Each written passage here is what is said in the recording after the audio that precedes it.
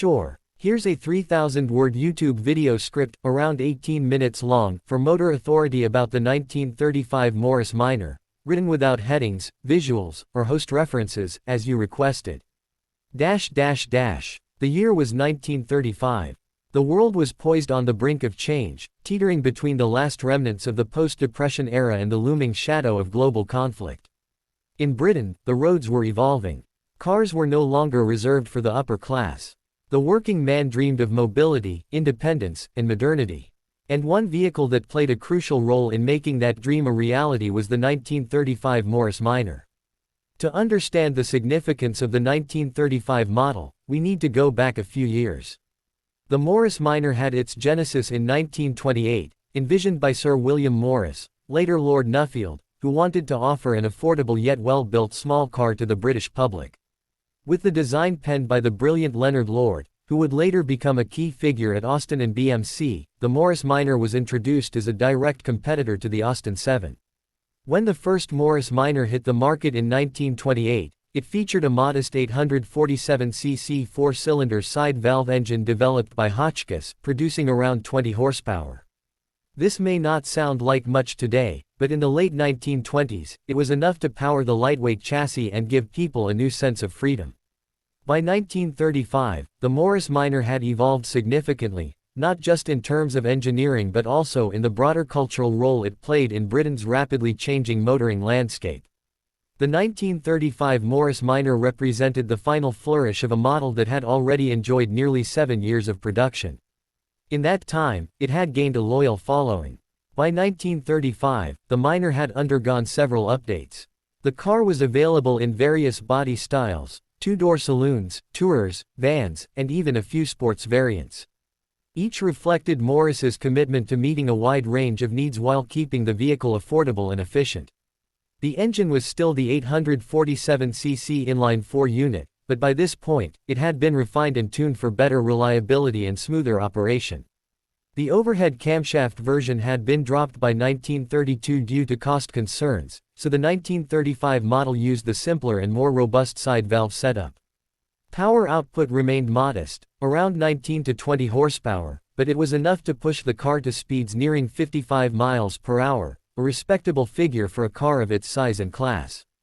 Driving the 1935 Morris Minor was a unique experience.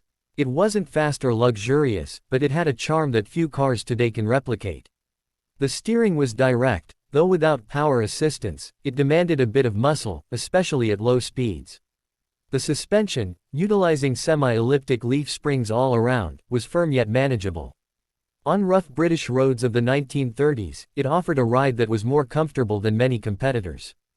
The gearbox was a 3-speed manual, unsynchronized, which meant double clutching was required for smooth shifts. For the uninitiated, this made driving a Minor a bit of a learning curve, but once mastered, it became second nature. The brakes were cable-operated drums, adequate for the car's performance, though far from modern standards. Still, for its time, the Minor offered a balance of usability and affordability that made it a practical option for thousands of British families. The styling of the 1935 Minor was conservative but charming. It retained the upright, squared-off lines typical of early 1930s British cars. The front end featured a vertical grille flanked by freestanding headlamps. The body was simple but well-proportioned.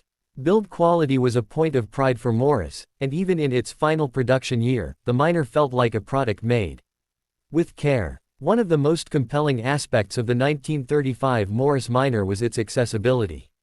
It was priced competitively, significantly cheaper than many rival vehicles, and it came from a manufacturer with a reputation for quality and dependability.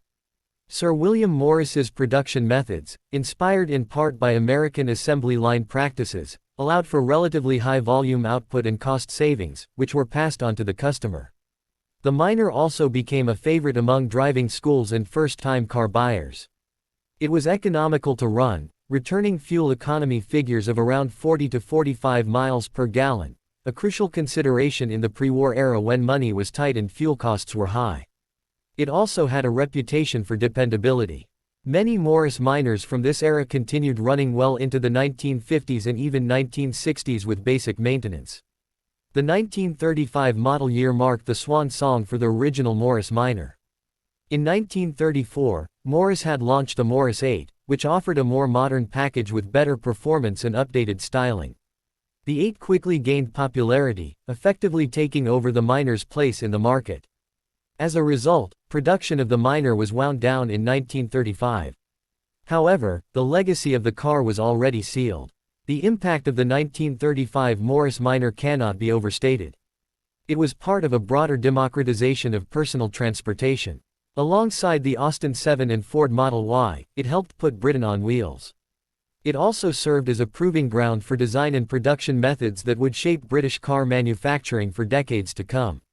Interestingly, the Minor name would not fade away. In 1948, Morris resurrected it for the Morris Minor M, a car that would go on to become one of the most iconic British vehicles of the 20th century. But that's a different story. The 1935 Morris Minor was the original, humble, earnest, and quietly revolutionary. There's something wonderfully analog about the 1935 Minor. In an era where every vehicle is packed with electronics, driver aids, and autonomous features, the idea of a car that asks so much of the driver yet gives so much back in experience is refreshing.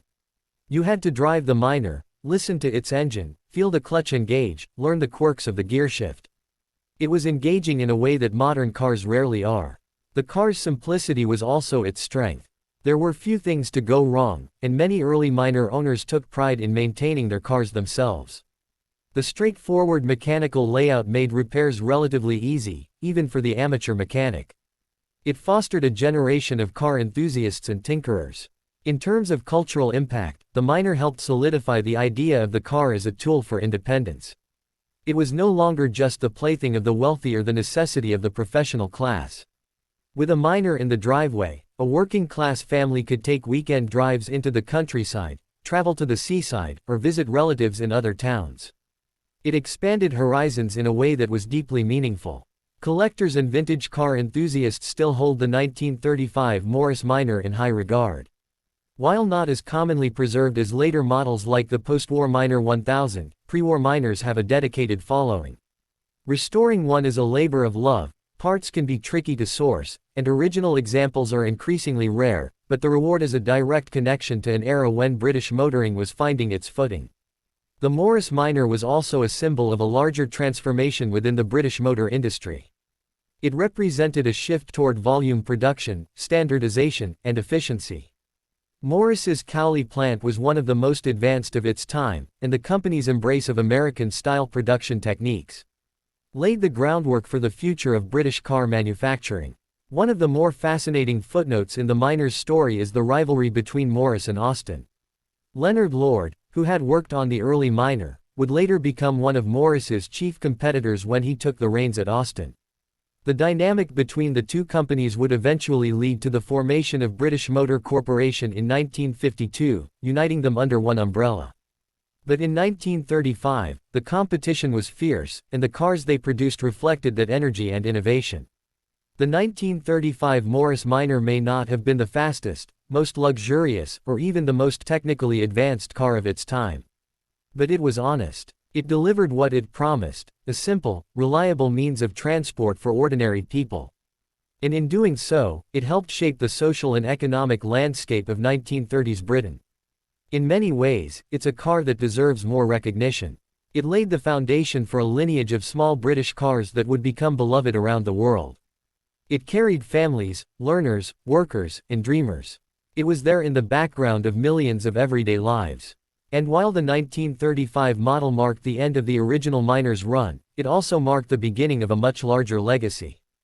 Today, encountering a 1935 Morris Minor is like stepping into a time capsule. The smell of oil and old leather, the sound of that tiny engine chugging to life, the mechanical feel of the steering and pedals, it all speaks to a different time. A time when driving was about connection, not convenience. When cars were mechanical companions, not digital assistants. The 1935 Minor may not occupy the same pedestal as some of its more glamorous contemporaries, but its contribution to automotive history is every bit as vital. It's a car that quietly changed the game, one modest mile at a time. As we look back on the 1935 Morris Minor, we see more than just a car. We see a movement, a shift, a moment in time when the road opened up to more people than ever before. And that's something truly worth remembering. Let me know if you'd like a version with scene directions, host lines, or visuals included.